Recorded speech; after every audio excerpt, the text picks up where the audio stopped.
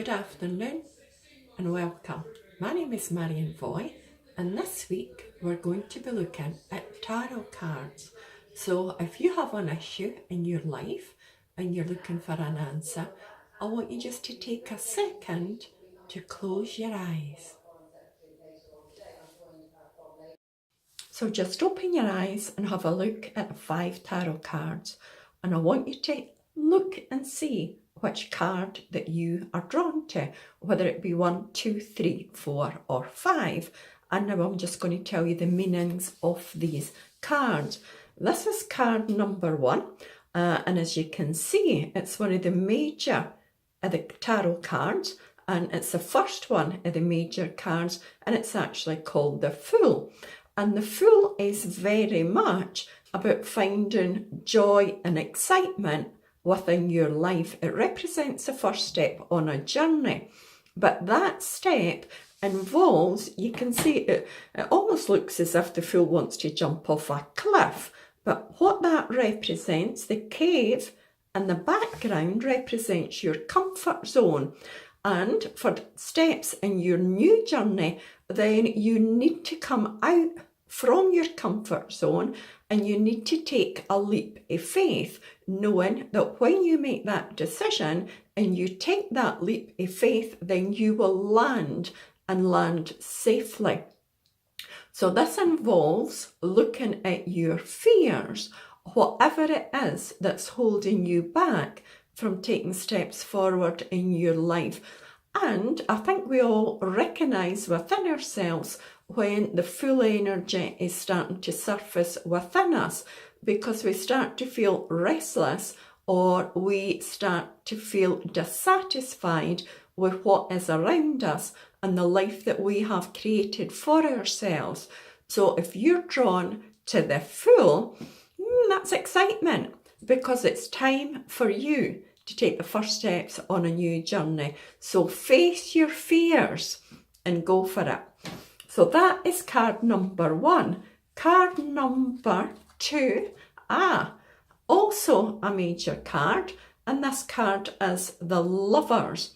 And the Lovers is about recognising the love that you have within yourself, for yourself, and the love that is within you for those around you. So it's quite a deep card, and this card particularly links with close relationships. And on this card you can see I've got 3 different females or 3 different characters, and that's about recognising the characteristics of either your partner or the people that you are having difficult with at the moment. And I think sometimes what we love about a person can sometimes change, and then they tend to get on our nerves. But seriously, this card is mainly about looking at yourself and how you portray your love to those around you. And I think we portray our love in lots of different ways. We portray our love as in saying, I love you. So that's through words, affirmation. We portray our love through gifts. We portray our love through deeds, whether it be babysitting for a friend or for grandchildren, whether it be helping a friend in time in need. So that's another the way that we portray our love. We can portray our love financially, and that we're supporting those around us. So I want you to look at the ways in which you show love to those around you, how you can improve that communication in love. So if you've chosen this card, it has to be where you want to feel love within yourself, but more particularly from those around you. And this figure here represents yourself, and that's very much about looking at what do you do to nurture and love yourself. Very often we are extremely hard on ourselves, and our internal dialogue towards ourselves can sometimes be negative. So if you've chosen this card, please have a wee look at your internal dialogue and change whatever may need changing. But it's a beautiful card, and it's very much on the journey of drawing love into your life so that you can feel loved and at peace within yourself. So that's card number 2. Let's have a wee look, see what we've got for number 3. Card number 3 is the 2 of Pentacles, and you can see on this card it's very much a work card, and this card is looking at the skills that you already have on the table, but it can also bring in a doorway of opportunity for you to embrace new skills. And these skills would help you to be financially better off. And sometimes these doorways of opportunity come by chance, but very often we have to put a helping hand into making that opportunity happen. And I like the fact that this person is open and embracing new skills. So this card can involve where you may have been thinking about a course. It could be you are maybe thinking about wanting to work for yourself. But this card is about how you can be financially better and from your current situation, but it's very much about looking at the skills you have and embracing new skills. So please take a wee think. What are your skills? Sometimes we do not realise the skills that we have, or perhaps don't appreciate them. So appreciate the skills you already have on the table and be open to new opportunities and to new skills that can come your way. Because very often, especially in a work situation, if there's change, we rebel against it rather than embrace it and see where it can lead.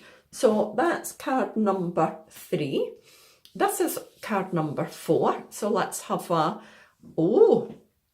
5 of Wands. On here you can see I've got the dragon, and I've got 2 figures that are carrying flames to frighten the dragon or make it go away. So this card is very much where you're going through a difficult time at this moment. And sometimes when that happens, we get despondent. We can sometimes feel, I'm going to use the word depressed, or we have no fight left within us to overcome the situation. But this card reminds us, because it's like George and the Dragon, that if we use that inner strength, determination, sometimes even anger to motivate us, then we can overcome whatever barriers that we are facing at the moment. Very often I find this card links in where there may be feelings of jealousy or envy, or what's the other one I would say? I think fear of your own power.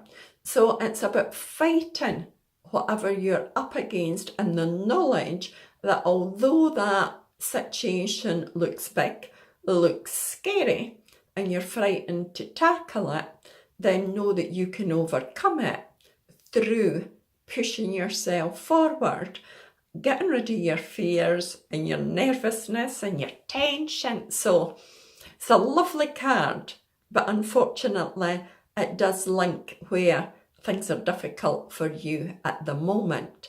And I'm saying at the moment, because once you fight that, then that will change, I can assure you.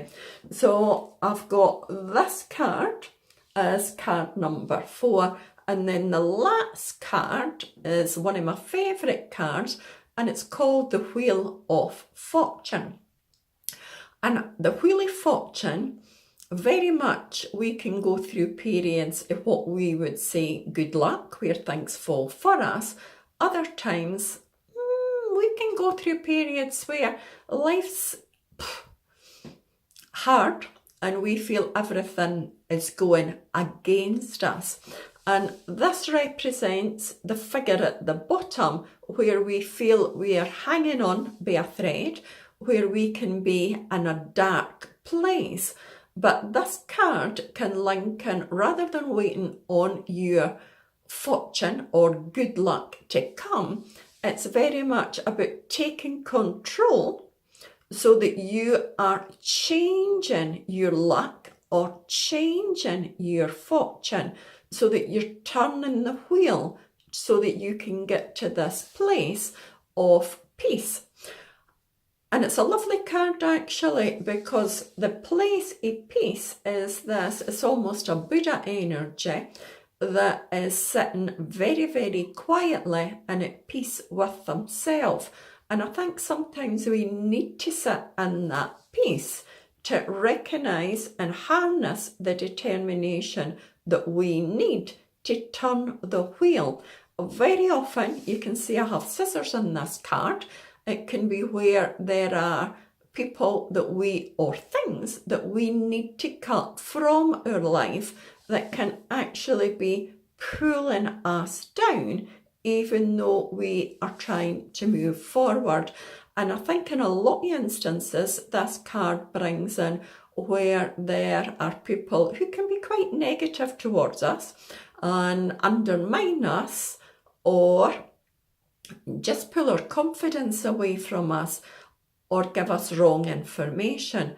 So this card, so that we can be who we want to be and move forward. So that's the Wheel of Fortune there for you. So I hope you've enjoyed these cards, and thank you for joining me. So have a reflection on these cards and what they relate to you. So thank you very much for joining me, and hope to see you next week. As you know, every week we work with something different, and this week I've worked with the Mythic Tarot. So have a nice week. Until then, be the best that you can be.